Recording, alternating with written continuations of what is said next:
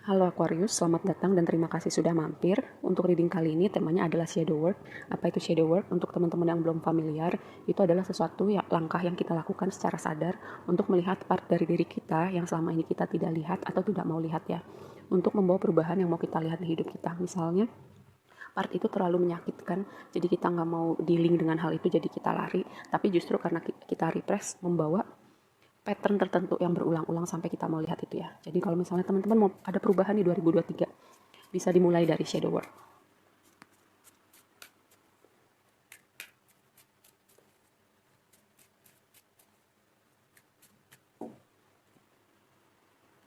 Oke, mari kita mulai. Yang pertama, shadow teman-teman.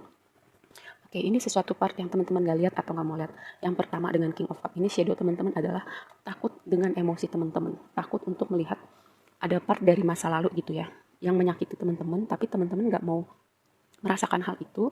Misalnya gini, kalau kita punya luka itu kan, kalau kita punya kesedihan, kita rasakan supaya apa? Itu nggak mendem di badan kita. Tapi kalau misalnya teman-teman dengan shadow-nya ini adalah King of Cups ya, teman-teman kalau misalnya ada sesuatu yang bikin teman-teman sedih, kecewa, teman-teman nggak mau merasakan itu, lari gitu misalnya, cari distraksi, nongkrong, melakukan apa lagi tuh.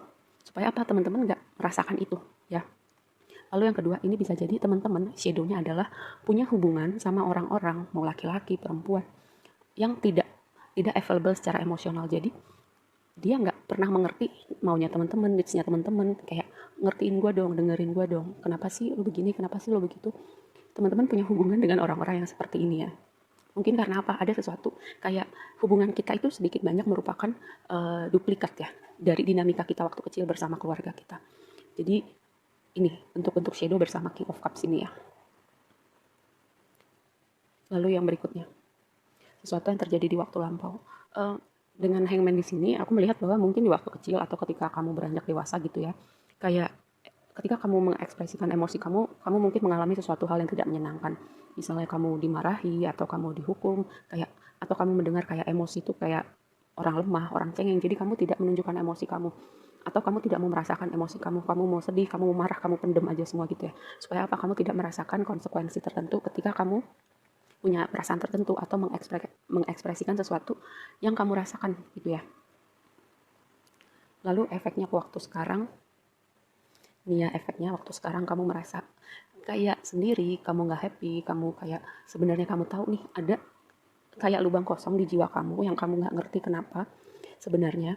Tapi nih aku kasih tahu ya, akarnya adalah kamu lari dari emosi kamu lari dari diri kamu dengan kamu mengabaikan emosi kamu nggak mau merasakan emosi kamu, atau kamu bersama dengan orang-orang yang mengabaikan needs kamu, kebutuhan kamu merasa kosong gitu di dalam hubungan itu karena dinamikanya gitu aja terus. Kamu bersama orang-orang yang tidak tidak memberi ruang untuk emosi kamu diekspresikan.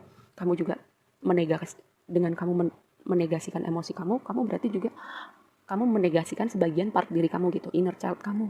Part diri kamu yang waktu kecil, yang takut, yang sedih, yang marah, kamu menegasikan part itu bahwa kayak secara tidak langsung kamu bilang enggak, part itu nggak ada dalam diri enggak, aku nggak boleh jadi orang cengeng, nggak boleh marah, nggak boleh sedih, karena kalau aku marah, aku sedih, aku punya emosi, orang-orang nggak akan suka sama aku ya, atau aku akan mendapatkan penolakan, atau keberadaan aku ini mengganggu, membuat orang lain tidak nyaman. Gini, emosi di dalam diri kita itu ada fungsinya ya, itu sebuah sinyal bahwa ada loh sesuatu hal yang kalau misalnya itu emosi negatif, itu sebuah sinyal ada loh yang mengganggu kita, ada loh part dari diri kita yang perlu kita perhatikan. Seperti itu. Dan kalau misalnya emosi kamu bisa ngomong sesuatu gitu ya dengan demun di sini, kayak bicara gini, semua yang kamu pendem itu lari ke alam bawah sadar kamu nggak tahu itu ada di alam bawah sadar kamu, tapi itu mempengaruhi 90% perilaku kamu, hal-hal yang kamu lakukan dalam realita kamu sehari-hari, misalnya coping mekanisme kamu, lalu juga interaksi kamu dengan orang-orang di sekitar kamu, terutama dalam aspek hubungan romantis.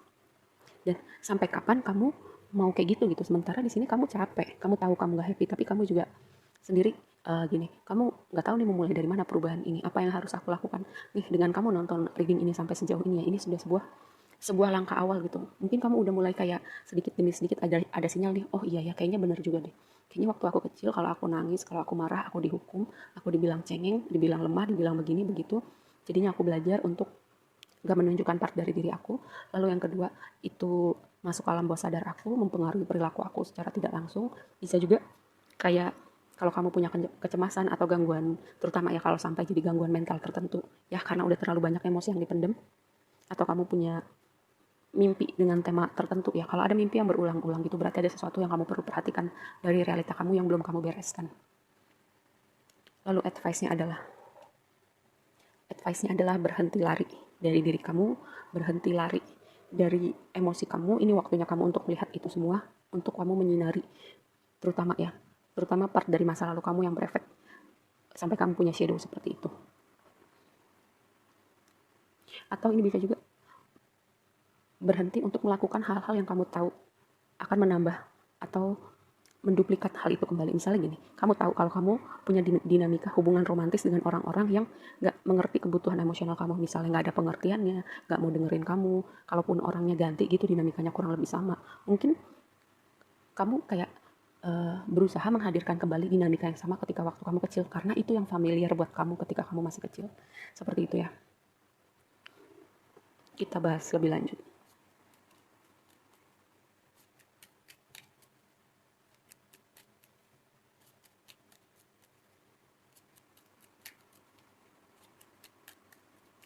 King of Cups. Gini, bisa jadi juga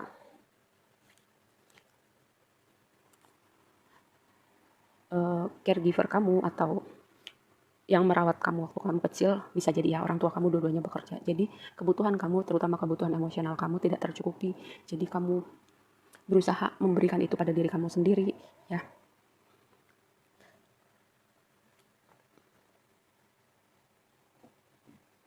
Hangman.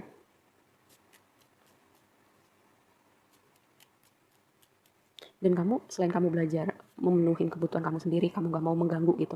Dan tanda petik mengganggu orang tua kamu, mengganggu pengasuh kamu. Kayak ibaratnya mereka udah sibuk atau mereka udah capek ketika kamu ketemu kamu gak mau nambahin itu. Kayak coba perhatikan aku, coba dengerin aku sebagai anak, kamu gak dapet itu.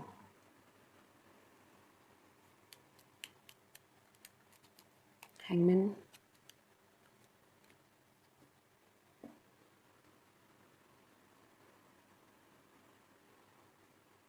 Bisa jadi juga ya, mungkin gini, ketika kamu kecil gitu, ada uh, salah satu pengasuh kamu atau orang tua kamu gitu pergi terlalu cepat sebelum kamu punya hubungan emosional dengan mereka, atau waktu kamu kecil kamu banyak berpindah ya dengan Ecovan di sini, jadi kamu merasa kayak kamu pindah-pindah, terus kamu udah punya temen nih, terus kamu pindah lagi, terus kamu berpikir bahwa buat apa aku punya koneksi, buat apa aku mengekspresikan diri aku kalau keadaan berubah terus gitu, kalau orang-orang datang dan pergi, percuma gitu. Aku punya koneksi sama orang, aku punya hubungan emosional sama orang, tapi keadaannya berubah terus, aku tidak melihat stabilitas, rasa aman, karena mungkin ya waktu kamu kecil itu keadaannya berubah terus gitu, kamu banyak pindah, orang-orangnya juga ganti terus, jadi kamu tidak menemukan kayak rasa belonging gitu, tempat kamu berpijak. uh, Teman-teman kamu juga ganti terus, kamu belajar adaptasi terus.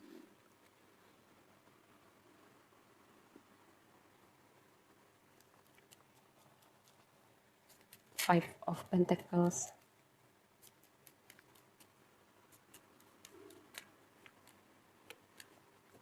Ya kan? Dengan Six of Cups dan Wheel of Fortune yang tadi aku bilang, waktu kecil keadaannya itu kayak nggak stabil gitu, kayak berubah-berubah terus. Bisa jadi karena pindah ya, bisa jadi mungkin ada dinamika tertentu. Kayak gini, orang tua kita itu juga manusia ya, mereka juga punya luka yang mereka bawa gitu dari mereka kecil atau dari masa lalu mereka, dan bisa jadi mereka memproyeksikan luka itu dengan cara mereka mendidik kita. Mereka tidak sadar, tapi ada part-part dari perilaku mereka yang berkontribusi pada tumbuh kembang kamu gitu ya. Mungkin juga orang tua kamu kayak banyak bertengkarnya, banyak konfliknya, keadaannya nggak stabil di rumah, kamu tidak menemukan rasa aman di rumah. Ini dengan Six of Cups dan Wheel of Fortune.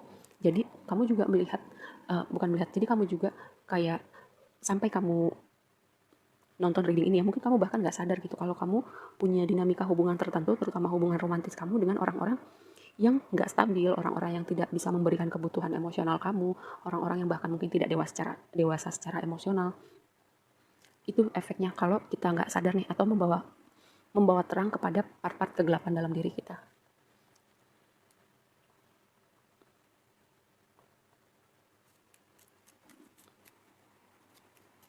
Karena gini, di sini ada King of Cups, ada High Priestess, ada The Moon.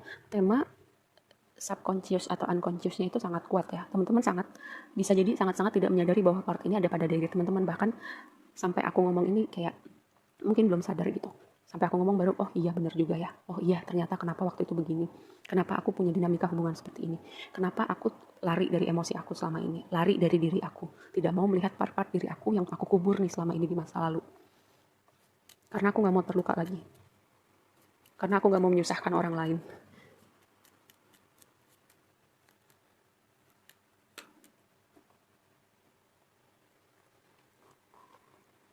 Dengan Three of Cups di sini ya, kayak kamu hidup kayak mungkin ya kayak hidup sekedar hidup gitu, kamu tidak merasakan semuanya.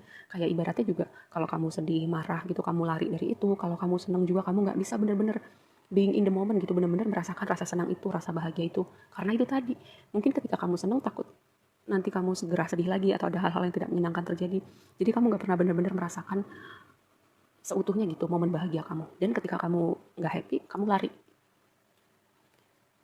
Dan dengan death sama judgment di sini ya, kayak shadow kamu tuh kalau bisa ngomong sampai kapan kamu mau kayak gitu, emang nggak capek setiap hari.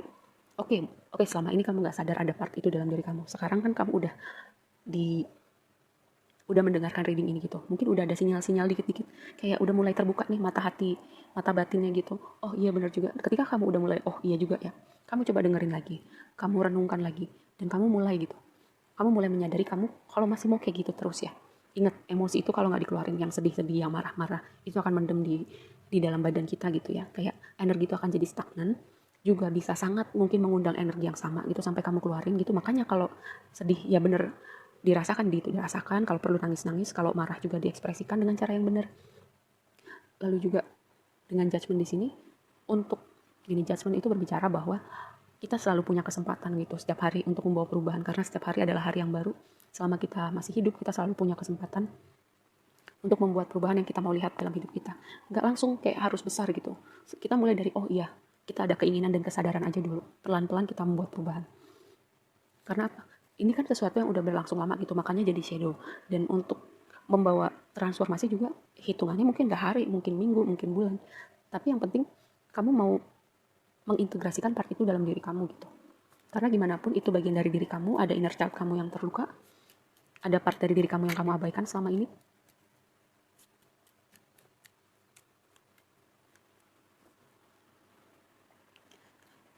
Dengan Seven of Pentacles, Queen of Wands, dan Five of Cups gitu. Oke, ada sesuatu hal terjadi di masa lalu, kita nggak bisa ubah masa lalu, tapi kita bisa ubah gitu cara kita merespon hal itu, cara kita melihat masa depan, cara kita untuk dealing atau coping dengan hal itu ya, supaya apa? Hal itu nggak mendem terus di dalam diri kita, nggak mendem di alam bawah sadar kita, mempengaruhi perilaku kita, mempengaruhi dinamika hubungan kita. Yang bisa kita ubah adalah hari ini dan kedepannya gitu. Apa yang kita lakukan hari ini itu kan kita kayak menanam bibit untuk hari depan kita gitu.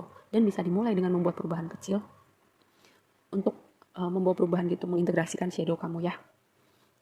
Dan ingat itu, dengan judgment di sini, sampai kapan gitu kamu mau lari dari diri kamu capek ya, kamu tahu kamu capek, kamu tahu nggak happy dengan hal ini, mungkin karena selama ini kamu nggak tahu, tapi sekarang udah tahu, dan kamu bisa membawa perubahan yang kamu mau lihat dalam hidup kamu. Oke, segitu aja dulu readingnya kali ini buat kamu, semoga bermanfaat, dan sampai ketemu di reading berikutnya. Bye.